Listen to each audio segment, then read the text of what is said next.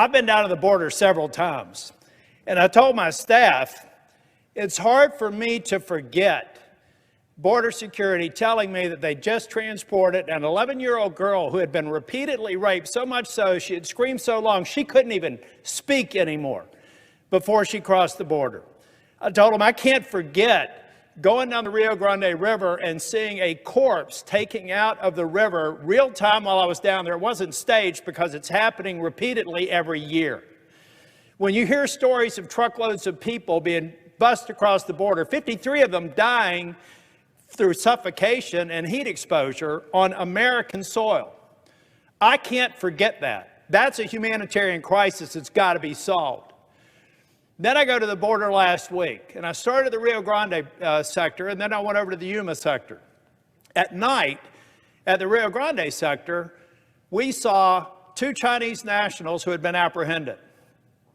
Chinese nationals pay on an average of about $35,000 to cross the border.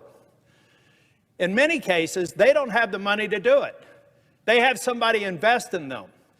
And then they become indentured servants in the United States to pay off that debt.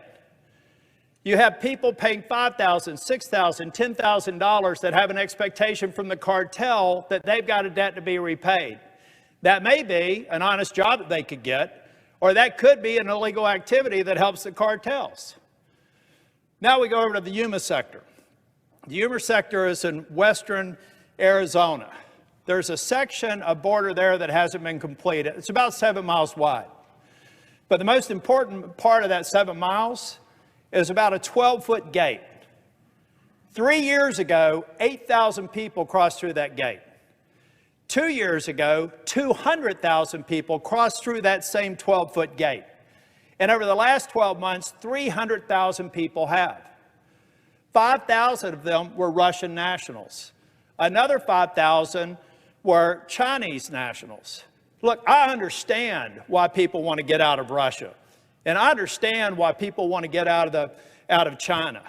What I don't understand is why on earth, in transit to that border, that dangerous crossing that you're paying tens of thousands of dollars to a cartel, a transnational criminal organization, why on earth wouldn't you stop in a nation that is safe? The first safe country that you can get to out of the country that you're trying to flee from. That's how international asylum treaties work. You get out of the dangerous country, you go to a country that has international agreements on asylum, you claim asylum. And then you may even want to seek asylum in the United States. We had reports in the Yuma sector of people who are flying into Mexicali. Flying in, not making the trek as many people think, the caravans coming from Central America through Mexico, flying into Mexicali with suitcases and bags and taking a cab to the border, making sure their toll is paid, and then crossing the border. There's no way on earth that people coming from many of these nations could not have sought asylum somewhere closer to home and then give us a chance for orderly entry.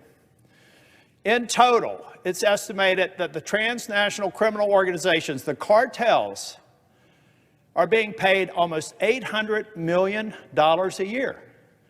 Now, what are they doing with that? If you go down to the border, particularly if you go down there around midnight, they play the same play every night, 7 days a week, 365 days a year. They will take innocent people who are going to come across the border, and they tell them, once you get across the border, present yourself to a Border Patrol agent, and you will be processed, which is exactly what happens. And under the Biden administration, you're likely to be released within a few days or not more than about a week. The disturbing trend is the one that Senator Hyde-Smith talked about. The disturbing number of people who are evading Border Patrol. Why on earth would you not opt to go into a facility that's heated in the winter and cooled in the summer and spend a week of being fed 3 times a day, to have access to facilities, to have changing tables for babies, to have play areas while they're being detained and processed? Why on earth would you avoid all of that and take the dangerous step of evading detection? Unless, at least for some of them, there's a nefarious purpose. And then they're moving into communities where we've already seen, in North Carolina, a legal immigrant murdered a young lady just a couple of years ago. We have seen this crime, and it tracks back almost invariably to the people who are the so-called gotaways. Now I want to go to the human sector and talk about those 300,000. Border Patrol, I'm wearing a, it's a blue, back the blue flag, but as you all know, if it's Border Patrol, they wear green uniforms. So I say back law enforcement. Right now, Border Patrol only has less than half of the people who are sworn to protect the border doing those jobs. They're in processing facilities, they're driving buses, they're providing support for daycare. Literally, I am not exaggerating.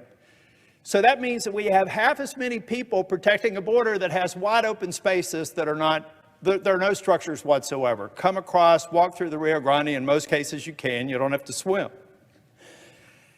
But when those 300,000 people get there, this is the most amazing thing about this country. They're going through that 12-foot gate. If Border Patrol goes there, then the rest of the border's open for the gotaways. Our country is so extraordinary that they say, I know that it's only about a 10-minute ride from that 12-foot gate to the processing facility, but they won't transport a child unless they have a car seat for them. If somebody has disabilities, they have to make special accommodations. Imagine 300,000 people coming across the border in a 12-month period. What Border Patrol has to do to conform to our laws and treat these people humanely and safely. They need time. Time can only come when Congress recognizes that we have to secure the border. We have to fill the gaps. We have to insist that if you want to come to this country, present yourself at a legal port of entry, present a request for asylum, and you will be processed. We need to send the message, if you want to come to the United States, thank you for the compliment that you're willing to risk your life to come to the United States. But respect our laws and don't pay cartels $800 million a year so that they can create a conduit for fentanyl and other drugs that are poisoning almost 100,000 Americans a year. Now let's talk about immigration reform.